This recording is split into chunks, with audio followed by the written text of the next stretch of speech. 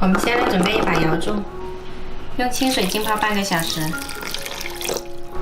这是我提前剁好的肉碎，来切一点葱白进去，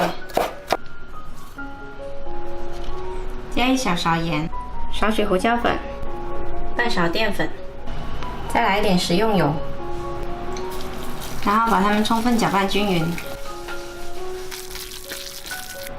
刨去皮的萝卜，我们先切去比较瘦的部分，大概是2毫米厚的片。然后煮一锅开水，倒进来焯烫30秒。时间到了，捞出来，然后放到冷水里面。烤好的萝卜呢，我们在中间裹上一层肉馅，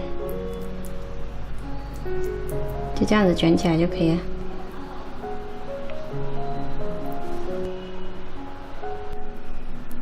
裹好的萝卜卷呢，就这样子摆起来，摆成一个圆形。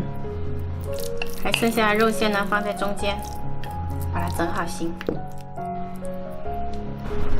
泡发好的瑶柱给它撕碎，然后放在肉馅上面。水开来，上锅蒸10分钟。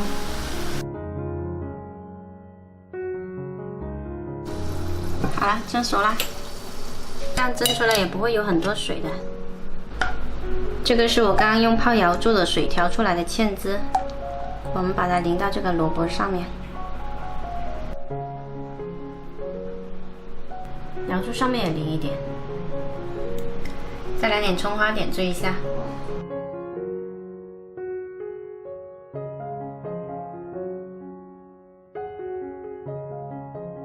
又鲜美又好看的瑶柱萝卜卷就做好啦，喜欢的话可以试一下哦。